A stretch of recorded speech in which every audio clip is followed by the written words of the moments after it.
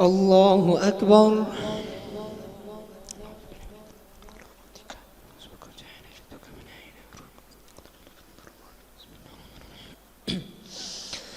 الحمد لله رب العالمين الرحمن الرحيم مالك يوم الدين. إياك نعبد وإياك نستعين. اهدنا الصراط المستقيم صراط الذين أنعمت عليهم غير المغضوب عليهم ولا الضالين.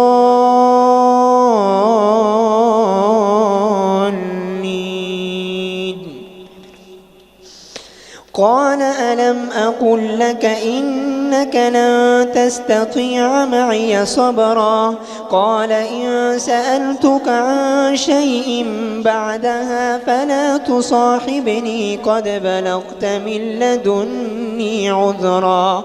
فانطلقا حتى إذا أتيا أهل قرية استطعما أهلها فأبوا أن يضيفوهما فوجدا فيها جدارا يريد أن ينقض فأقامه. قال لو شئت لاتخذت عليه أجرا. قال هذا فراق بيني وبينك سأنبئك بتأويل ما لم تستطع عليه صبرا. أما السفينة فكانت لمساكين يعملون في البحر فأردت أن أعيبها وكان وراءهم ملك يأخذ كل سفينة غصبا. وأما الغلام فكان أبواه مؤمنين فخشينا أن يرهقهما طغيانا وكفرا. فأردنا أن يبدلهما ربهما خيرا منه زكاة وأقرب رحما. وأما الجدار فكان لغلامين يتيمين في المدينة وكان تحته كنز لهما وكان أبوهما صالحا. فأراد ربك أن يبلغا أشدهما ويستخرجا كنزهما رحمة من ربك وما فعلته عن أمري ذلك تأويل ما لم تسطع عليه صبرا. ويسألونك عن ذي القرنين قل سأتلو عليكم منه ذكرا. إنا مكنا له في الأرض وآتيناه من كل شيء سببا. فأتبع سببا حتى إذا بلغ مغرب الشمس وجدها تغرب في عين حمئة ووجد عندها قوما. قلنا يا ذا القرنين إما أن تعذب وإما أن تتخذ فيهم حسنا. قال أما من ظلم فسوف نعذبه ثم يرد إلى ربه فيعذبه عذابا نكرا. وأما من آمن وعمل صالحا فله جزاء الحسنى وسنقول له من أمرنا يسرا. ثم أتبع سببا حتى إذا بلغ مطلع الشمس وجدها تطلع على قوم لم نجعل لهم من دونها سترا. كذلك وقد أحطنا بما لديه خبرا. ثم أتبع سببا حتى إذا بلغ بين السدين وجد من دونهما قوما لا يكادون يفقهون قولا. قالوا يا ذا القرنين إن يأجوج ومأجوج مفسدون في الأرض فهل نجعل لك خرجا على أن تجعل بيننا وبينهم سدا قال ما مكني فيه ربي خير فأعينوني بقوة أجعل بينكم وبينهم ردما آتوني زبر الحديد حتى إذا ساوى بين الصدفين قال انفخوا حتى إذا جعله نارا قال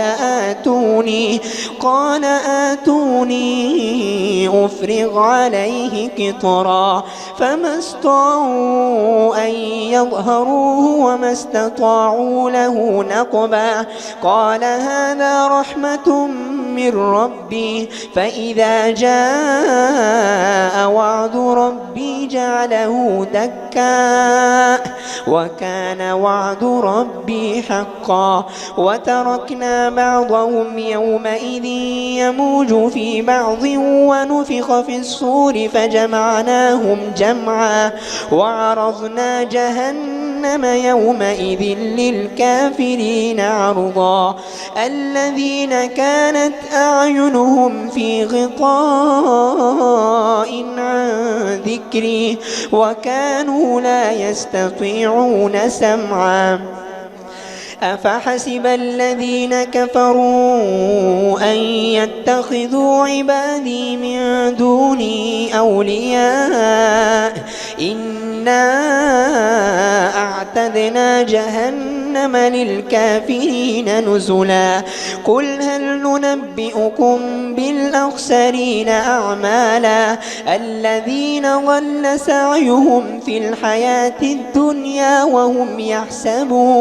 وهم يحسبون أنهم يحسنون صنعا أولئك الذين كفروا بآيات ربهم ولقائه فحبطت أعمالهم فلا نقيم لهم يوم القيامة وزنا ذلك جزاؤهم جهنم بما كفروا واتخذوا آياتي ورسلي هزوا إن الذين آمنوا وعملوا الصالحات كانت لهم جنات الفردوس نزلا خالدين فيها لا يبغون عنها حولا قل لو كان البحر مدادا لكلمات ربي لنفد البحر قبل أن تنفد كلمات ربي ولو جئنا بمثله مددا قل إنما أنا بشر مثلكم يوحى إلي أنما إلهكم إله واحد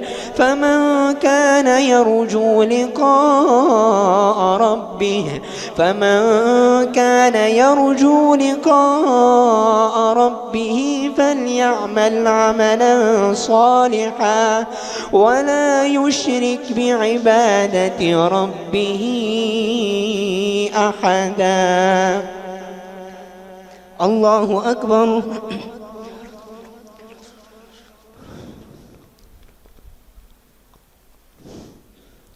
سمع الله لمن حمده الله أكبر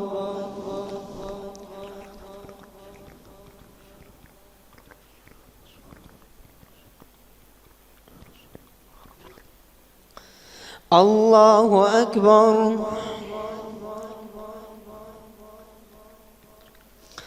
الله أكبر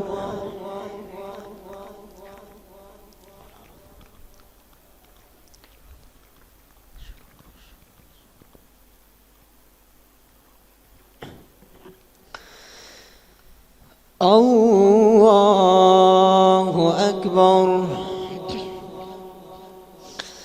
الحمد لله رب العالمين الرحمن الرحيم مالك يوم الدين. إياك نعبد وإياك نستعين. اهدنا الصراط المستقيم صراط الذين أنعمت عليهم غير المغضوب عليهم ولا الضالين.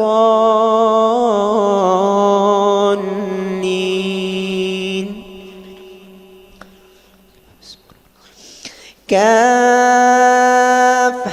يا عين صاد. ذكر رحمة ربك عبده زكريا إذ نادى ربه نداء خفيا قال رب إني وهن العظم مني واشتعل الرأس شيبا ولم أكن بدعائك رب شقيا وإني خفت الموالي من ورائي وكانت امرأتي عاكرا فهب لي من لدنك وليا يرثني ويرث من آل يعقوب واجعله رب رضيا. يا زكريا إنا نبشرك بغلام اسمه يحيى لم نجعل له من قبل سميا. قال رب أنى يكون لي غلام وكانت امرأتي عاقرا وقد بلغت من الكبر عتيا. قال كذلك قال ربك هو علي هين وقد خلقتك من قبل ولم تك شيئا. قال رب اجعل لي آية. قال آيتك ألا تكلم الناس 3 ليال سويا. فخرج على قومه من المحراب فأوحى إليهم أن سبحوا بكرة وعشيا. يا يحيى خذ الكتاب بقوة وآتيناه الحكم صبيا وحنانا من لدنا وزكاة وكان تقيا وبرا بوالديه ولم يكن جبارا عصيا. وسلام عليه يوم ولد ويوم يموت ويوم يبعث حيا. واذكر في الكتاب مريم إذ انتبذت من أهلها مكانا شرقيا فاتخذت من دونهم حجابا فأرسلنا إليها روحا فتمثل لها بشرا سويا. قالت إني أعوذ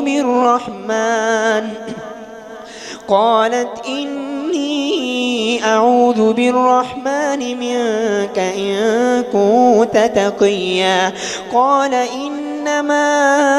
أنا رسول ربك لأهب لك غلاما زكيا. قالت أنى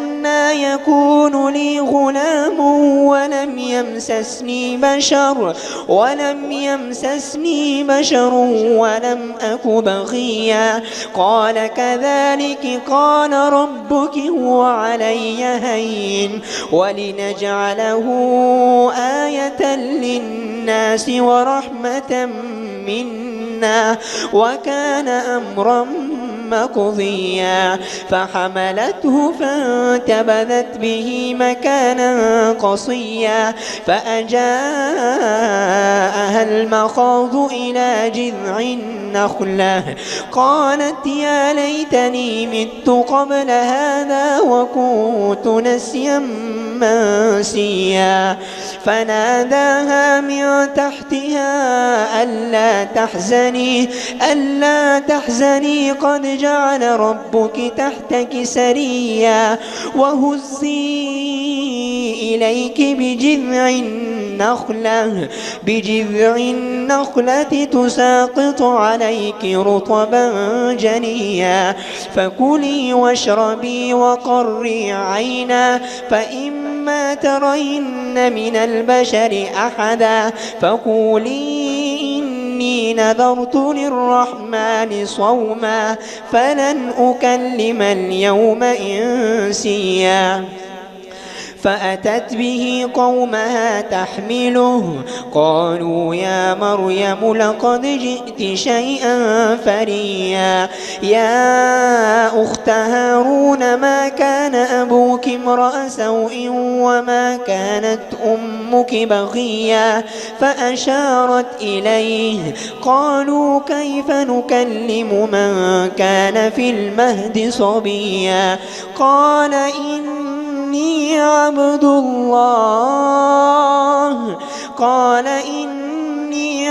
الله آتاني الكتاب وجعلني نبيا وجعلني مباركا أينما كنت وأوصاني بالصلاة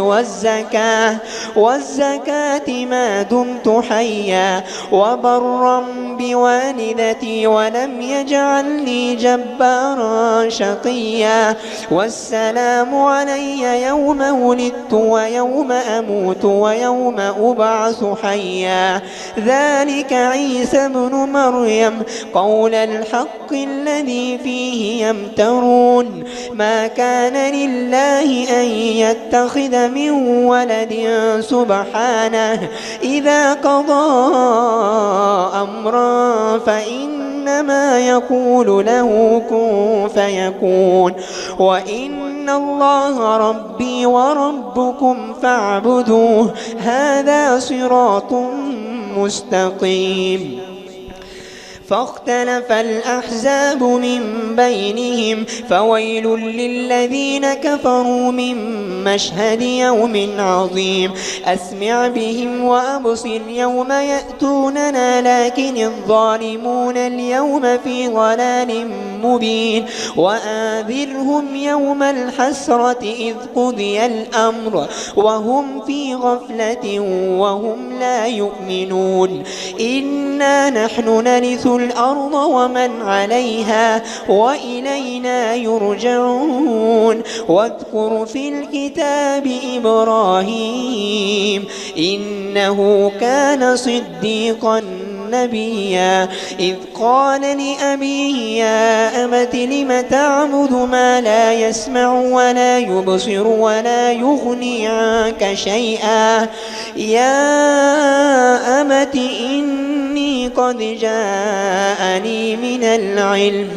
ما لم يأتك فاتبعني أهدك صراطا سويا يا أبت لا تعبد الشيطان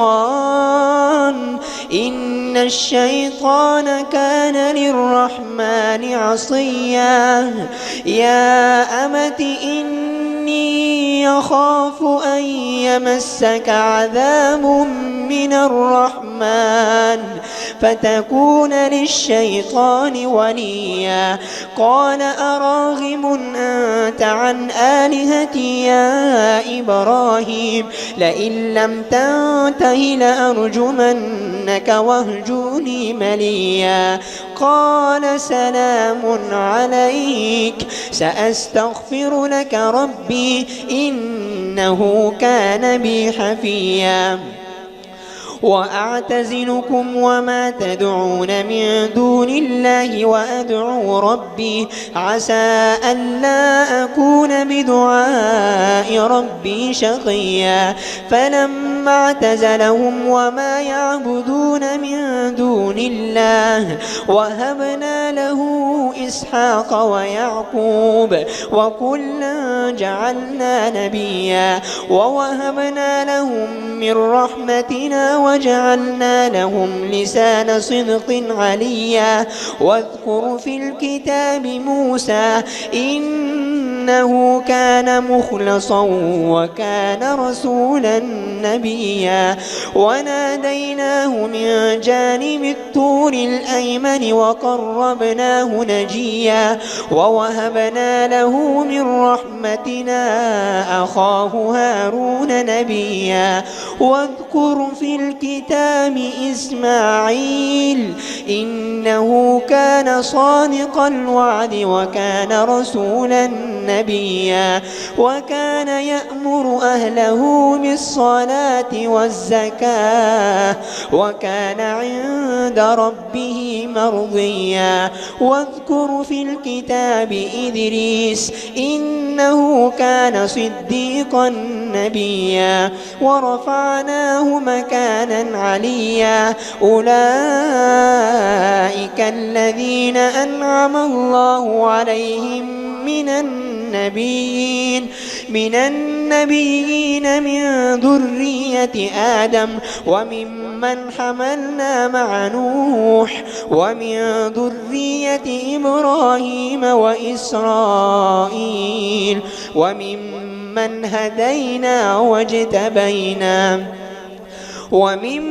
وممن هدينا واجتبينا إذا تتلى عليهم آيات الرحمن خروا سجدا وبكيا الله أكبر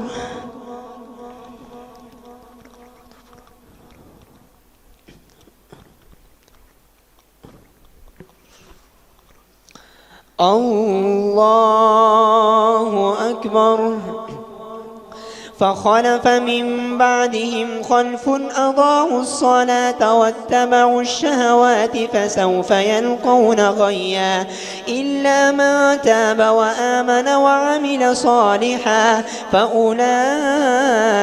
يدخلون الجنة ولا يظلمون شيئا جنات عدن التي وعد الرحمن عباده بالغيب إنه كان وعده مأتيا لا يسمعون فيها لغوا إلا سلاما ولهم رزقهم فيها بكرة وعشيا تلك الجنة التي نورث من عبادنا من كان تقيا وما نتنزل إلا بأمر ربك له ما بين أيدينا وما خلفنا وما بين ذلك وما كان ربك نسيا رب السماوات والأرض وما بينهما فاعبده واصطبر لعبادته هل تعلم له سميا ويقول الإنسان وإذا ما مت لسوف أخرج حيا أولا يذكر الإنسان أنا خلقناه من قبل ولم يك شيئا فوربك لنحشرنهم والشياطين ثم لنحضرنهم حول جهنم جثيا ثم لننزعن من كل شيعة أيهم أشد على الرحمن عتيا ثم لنحن أعلم بالذين هم أولى بها صليا وإن منكم إلا واردها كان على ربك حتما مقضيا ثم ننجي الذين اتقوا ونذر الظالمين فيها جثيا وإذا تتلى عليهم آياتنا بينات قال الذين كفروا للذين آمنوا أي الفريقين خير مقاما وأحسن نديا وكم أهلكنا قبلهم من قرن هم أحسن أثاثا ورئيا قل من كان في الضلالة فليمدد له الرحمن مدا حتى حتى إذا رأوا ما يوعدون إما العذاب وإما الساعة فسيعلمون من هو شر مكانا وأضعف جندا ويزيد الله الذين اهتدوا هدى والباقيات الصالحات خير عند ربك ثوابا وخير مردا أفرأيت الذي كفر بآياتنا وقال لأوتين مالا وولدا أطلع الغيب أم اتخذ عند الرحمن عهدا كلا سنكتب ما يقول ونمد له من العذاب مدا ونرثه ما يقول ويأتينا فردا واتخذوا من دون الله آلهة ليكونوا لهم عزا كلا سيكفرون بعبادتهم ويكونون عليهم ضدا ألم تر أنا أرسلنا الشياطين على الكافرين تؤزهم أزا فلا تعجل عليهم إنما نعد لهم عدا يوم نحشر المتقين إلى الرحمن وفدا يوم نحشر المتقين إلى الرحمن وفدا ونسوق المجرمين إلى جهنم وردا لا يملكون الشفاعة إلا من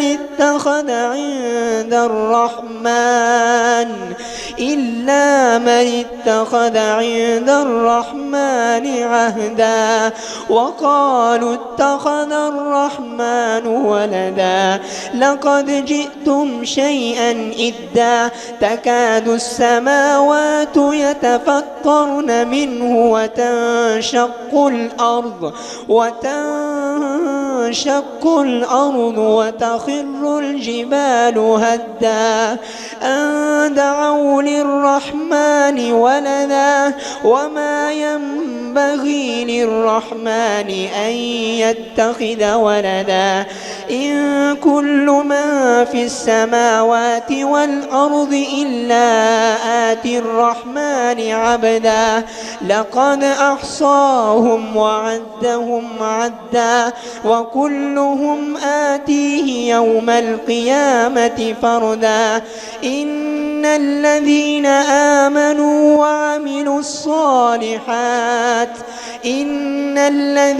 آمنوا وعملوا الصالحات سيجعل لهم الرحمن ودا فإنما يسرناه بلسانك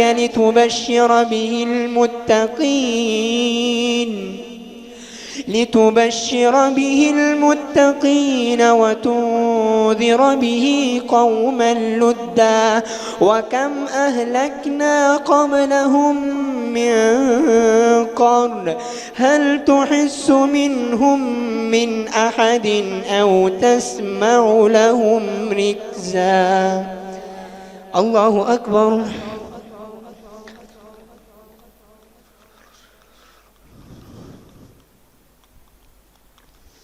سمع الله لمن حمده الله أكبر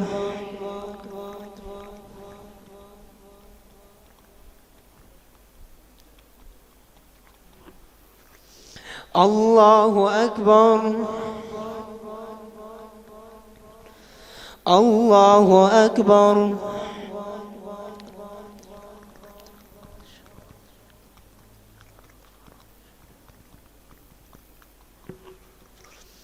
الله أكبر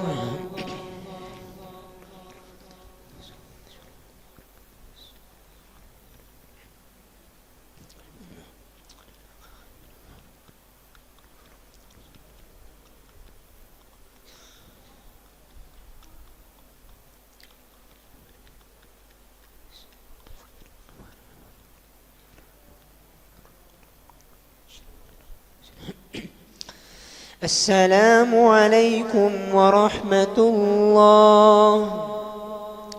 السلام عليكم ورحمة الله.